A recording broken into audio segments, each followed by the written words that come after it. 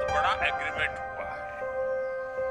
दुनिया में लोग इसकी चर्चा मदर ऑफ ऑल डील्स के रूप में कर रहे हैं। Indian citizen did it.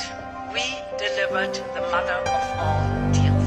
110% শুল্ক এক ধাক্কায় মাত্র 10%। আপনি কি ভাবতে পারছেন ভারত আর ইউরোপ মিলে দুনিয়ার 25% অর্থনীতি নিজেদের কবজায় নিতে চলছে? ডোনাল্ড ট্রাম্পের হুমকি কি তবে ভারত আর ইউরোপকে বন্ধু বানিয়ে দিল? আজকের ভিডিওতে এই মাদার অফ অল ডিলসের পর্দা ফাঁস হবে। এটা শুধু সস্তা গাড়ির গল্প নয়, এটা বদলাবে আপনার কেনাকাটা, আপনার চাকরি আর বিশ্ব রাজনীতির পাওয়ার ব্যালেন্স। গল্পটা 2 দশকের পুরনো। একদিকে ভারত, অন্যদিকে 27টি দেশের শক্তিশালী জোট ইউরোপ ইউনিয়ন। 2007 সাল থেকে দর কষাকষি চলছে, কিন্তু বনিবনা হচ্ছিল না। এক পক্ষ চাইছে বাজার খুলতে, অন্য পক্ষ নিজের কৃষকদের বাঁচাতে মরিয়া। মাঝখানে ভিলেন হয়ে এলেন ডোনাল্ড ট্রাম্প। তার শুল্কের ভয়ে সবাই এখন অস্থির।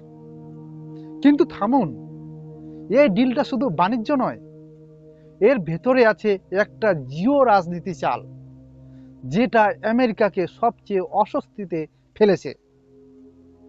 কিন্তু এখানেই আসল রহস্য।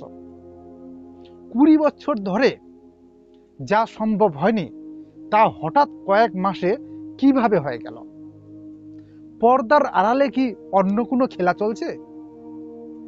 অতীত সময়টা ছিল বেশ জটিল। 2013 সালে এক সময় আলোচনা পুরোপুরি বন্ধ হয়ে গিয়েছিল এই ডিল নিয়ে। ভারত তখন বলেছিল, আমরা বিদেশি গাড়ির জন্য আমাদের বাজার খুলে দিয়ে দেশি ব্যবসায়ীদের মারতে পারবো না। কোভিড এলো, দুনিয়া পাল্টালো। 2022 সালে আবার কথাবার্তা শুরু হলো, কিন্তু আসল গতি এলো গত কয়েক মাসে, যখন আমেরিকা একতরফা শুল্ক চাপিয়ে আমাদের রপ্তানি বাজারে ধস নামালো। ইউরোপ ইউনিয়ন আর ভারত তখন বুঝল, আলাদা থাকলে চর খাবে, আর একসাথে থাকলে লড়তে পারবো। এটাই ছিল এই চুক্তির মূল ভিত। চমকে দেওয়ার মতন তথ্য হলো, এই চুক্তির ফলে ভারত ইউরোপের 96% পণ্যের উপর থেকে ট্যাক্স তুলে নিচ্ছে। ভাবতে পারছেন, আজ পর্যন্ত ভারত কোনো দেশ বা জোটকে এত বড় ছাড় দেয়নি। ইউরোপ ইউনিয়নের পকেটে সরাসরি বছরে 4 বিলিয়ন ইউরো জমা হতে চলছে। আসলে এই ডিলের খেলায় দুটো দিক আছে। প্রথমত, ভারতের সাধারণ মানুষের জন্য সুসংবাদ। প্রিমিয়াম গাড়ি যেমন বিডব্লিউ, অডি বা ভক্সওয়াগেন, এই সবের উপর শুল্ক 110% থেকে কমে 40% নামবে, আর পরে তা মাত্র 10% হয়ে যাবে। মানে 20 লাখের উপরের গাড়িগুলো অনেক সস্তা হবে। বিদেশি মদ, চকলেট, এইগুলো এখন হাতের নাগালে। দ্বিতীয়ত, আমাদের ছোট ব্যবসায়ীদের লাভ। টেক্সটাইল, গয়না, সামুদ্রিক খাবার আর হস্তশিল্পের উপর ইউরোপ ইউনিয়ন এখন 0 ট্যাক্স নেবে। এর মানে আমাদের দেশের ছোট কারখানায় তৈরি জিনিস এখন সরাসরি ইউরোপের 450 মিলিয়ন কাস্টমারের কাছে পৌঁছাবে। আমাদের আইটি পেশাদারদের জন্য ইউরোপের ভিসা বা কাজের পথ আরও সহজ হবে। এটা একটা বিশাল পাওনা।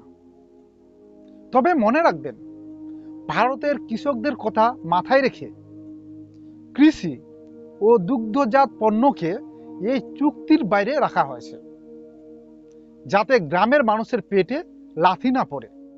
ব্যাপারটা সহজ করে ভাবলে এমন হয়, ধরুন পাড়ার এক মাস্তান দোকানদার সবার উপর চড়াও হয়েছে। এবং একা ব্যবসা করতে চাইছে।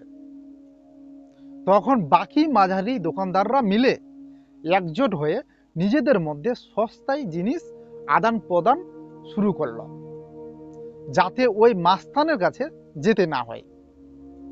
ভারত আর ইউরোপ ঠিক সেটাই করছে। সবই তো ভালো শোনালো, তাই না? কিন্তু এখানেই একটা বড় কিন্তু আছে। যদি সব কাল থেকেই সস্তা হয়, তবে স্টক মার্কেটে কেন মিশ্র প্রতিক্রিয়া? আসল মোচড়টা আসছে এবার। আসলে এটা একটা ভূ রাজনীতিও। এটা শুধু সস্তা গাড়ির ডিল নয়, এটা দুনিয়াকে একটা বার্তা। ট্রাম্প ভাবছেন উনি একাই দুনিয়া শাসন করবেন, কিন্তু ভারত আর ইউরোপ দেখিয়ে দিল যে দুনিয়ায় এখনো আরো শক্তি আছে। একে বলে মাল্টিপোলার ওয়ার্ল্ড। আমরা আমেরিকা বা চীনের উপর পুরোপুরি নির্ভর না করে নিজেদের আলাদা একটা শক্তি কেন্দ্র বা থার্ড পোল তৈরি করছি। ইউরোপ ইউনিয়ন কাউন্সিলের প্রেসিডেন্ট আন্তোনিও কস্তা, যার শিখর ভারতের গোয়ায়, তিনি নিজেই এই সম্পর্কের সেতু হয়ে দাঁড়িয়েছেন। তবে ইউরোপ ইউনিয়ন কিন্তু নতুন কার্বন ট্যাক্স নিয়ে আসছে। মানে আমরা যদি নোংরা পদ্ধতিতে পণ্য তৈরি করি, তবে শুল্ক কমলেও ওই কার্বন ট্যাক্সের জন্য পণ্যের দাম কমবে না। 2027 সালের আগে এই ডিল পুরোপুরি কার্যকর হচ্ছে না। যদিও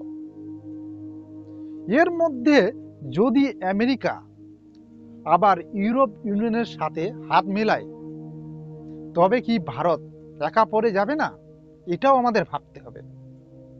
তাই আমাদের এখন থেকেই আমাদের কোয়ালিটি উন্নত করতে হবে, না হলে আমরা শুধু আমদানিকারক হয়েই থেকে যাব। আপনার কি মনে হয়, এই চুক্তি কি সত্যি ভারতের ছোট ব্যবসায়ীদের জন্য স্বর্গ হবে, নাকি আমরা বিদেশের শোরুম হয়ে যাব? আপনার মতামত কমেন্টে জানান। ভিডিওটি ইনফরমেটিভ মনে হলে শেয়ার করুন এবং পরবর্তী আপডেটের জন্য সঙ্গে থাকুন। ধন্যবাদ।